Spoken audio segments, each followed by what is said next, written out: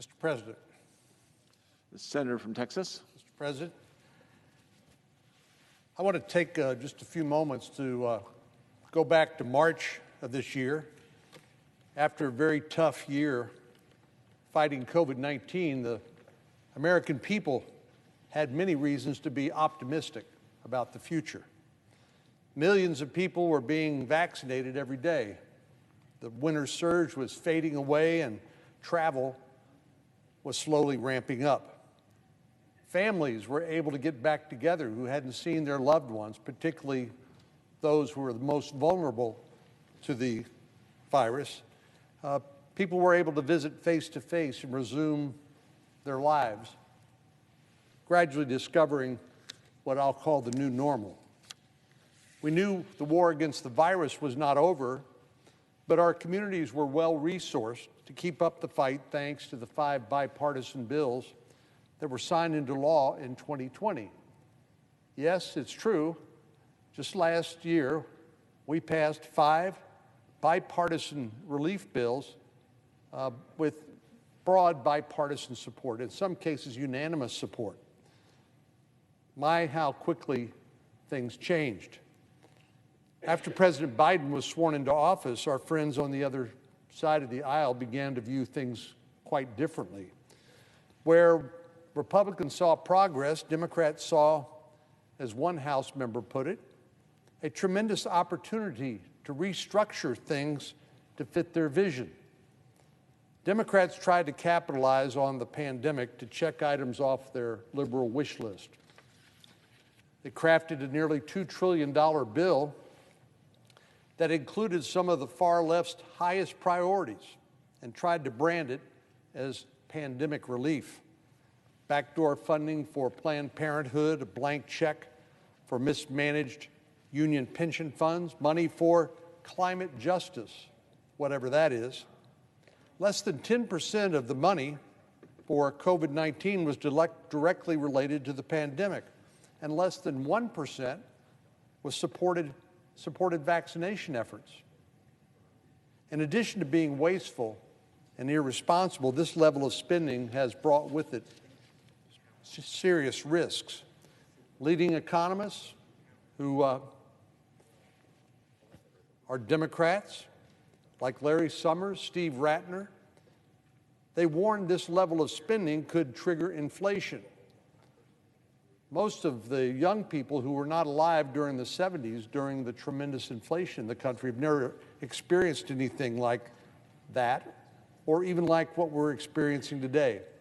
But Larry Summers presciently warned that this level of federal spending could set off inflationary pressures of a kind we have not seen in a generation. Still, our Democratic colleagues couldn't be persuaded to change course. They moved forward with their nearly $2 trillion spending bill. And lo and behold, guess what happened? Well, Larry Summers was right, and the Federal Reserve that called inflation transitory was wrong. We are now experiencing inflation at a level we've not seen in a generation, exactly as Larry Summers predicted. In October, inflation hit a 31-year high. Consumer prices jumped 6.2% compared with a year ago, making this the highest inflation rate we've seen since 1990. If you were asked to ask the average Texan if they were surprised by this news, they would say, well, not at all. Month after month, families have adjusted their budgets as prices ticked up. They're now paying more for everything from gasoline to groceries, from cars to Christmas gifts. And our Democratic colleagues seem to think the only solution is to add more fuel to the fire. They put together a second partisan spending spree, which will cost approximately $5 trillion. That's already passed the House of Representatives. Taxpayers will be disappointed by what they get for so much money. Tax breaks for millionaires and billionaires. That's in the House bill. Cuts to health care for low-income and uninsured patients. Special favors for organized labor and union bosses. And taxpayer-subsidized electric vehicles for the well-off. Our colleagues have worked diligently, I must confess, on this bill all year, and this is what they've come up with. Meanwhile, they've ignored some of the most basic responsibilities of governing. So far, the Senate has not passed any regular appropriations bills. There's 12 of them that routinely we pass. They are deliberated in the Appropriations Committee, voted on a bipartisan basis, and ultimately come to the floor and pass as part of the most basic function of governing. We haven't done that this year. Our colleagues have delayed the National Defense Authorization Act, and we're just 1 week away from a deadline that Secretary Yellen has given us for a potential debt crisis. Our colleagues have failed to do the bare minimum.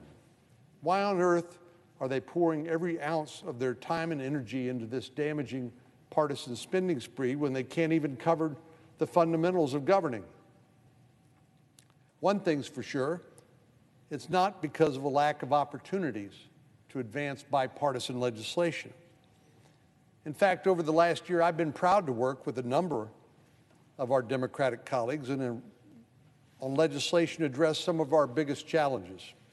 So it's not impossible.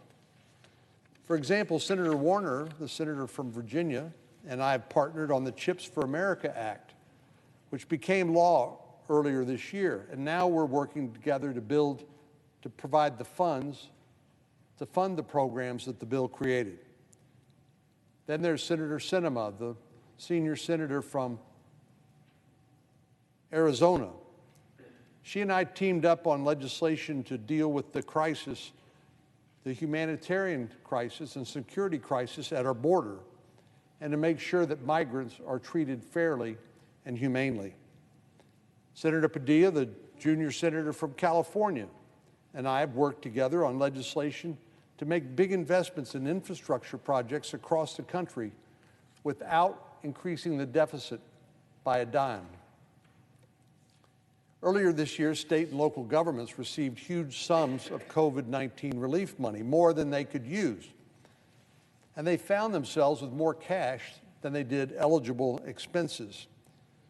So the idea behind our bill was pretty simple: give state and local leaders more flexibility to invest in the most critical projects for their communities, largely infrastructure and disaster relief.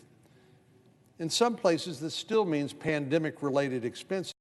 We don't require them to do anything. We just merely give them an option. Cities can continue to use federal dollars to expand hospital bed capacities, increase staffing, or support vaccination campaigns.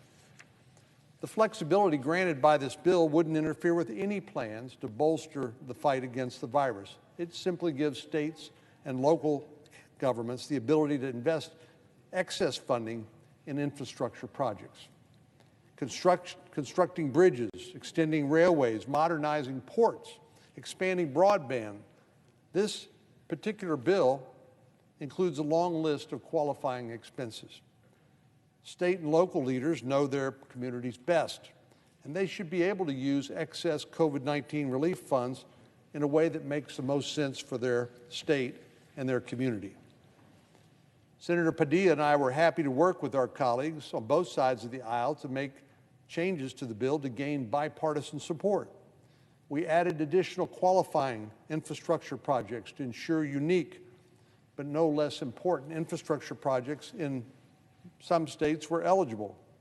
And we placed a cap, working with the White House, a cap on the amount of funding that could be used because of the White House's concerns that it would take away from necessary COVID-19 expenses. In October, this bill passed the Senate with unanimous support. Now, nothing passes this Senate with unanimous support without a lot of hard work and a lot of input from a lot of people on both sides of the aisle. At a time when something as simple as K through 12 curricula are controversial, the full Senate supported this legislation. Local officials, highway safety groups, and the transportation infrastructure construction industry all support this common sense legislation. Leaders from 36 organizations representing these groups sent a letter to House leaders earlier this week encouraging the bill's passage. As they said, providing state and local leaders with flexible resources is the surest way to see that our nation's preparedness and responsivity continue. And it's important to note that this money had already gone out the door, so all of these projects, all of this new infrastructure can be funded without increasing the deficit by a dime. As I said, all 100 senators supported this legislation, and the bill currently has more than 120 bipartisan co-sponsors in the House. So we would encourage our House colleagues to delay no longer and take up and pass this common-sense bipartisan bill. So, Mr. President, my point is, even at times when we seem irreparably polarized, where some colleagues decide it's my way or the highway when it comes to trying to pass legislation in a 50-50 Senate, which is admittedly very hard to do. The truth of the matter is there are real opportunities to address some of the biggest challenges facing our country in a bipartisan way. But none of these opportunities are contained in the Democrats' partisan spending bill. This legislation would, as Larry Summers predicted, continue to fuel the red-hot inflation that's already burning the American people. It will harm our energy security. It will give massive tax breaks to the wealthy while increasing taxes on the middle class. It cuts funding to our safety net hospitals that provide charity care and care for Medicaid patients. And it will drive our national debt to unimaginable heights. And it will also hand the government control of decisions that should be made by families on everything from child care to health care. Basically hand those decisions to the federal government. This is not the type of legislation that should be on our Senate's agenda at all, let alone at the top of the list. There are plenty of opportunities to work together to notch big bipartisan wins for the American people. It's a shame, though, that our colleagues across the aisle have chosen not to do that, and that this partisan spending spree has prevented real progress from being made in so many other areas. Mr. President, I yield the floor, and I would note the absence of a quorum. Clerk will call the roll.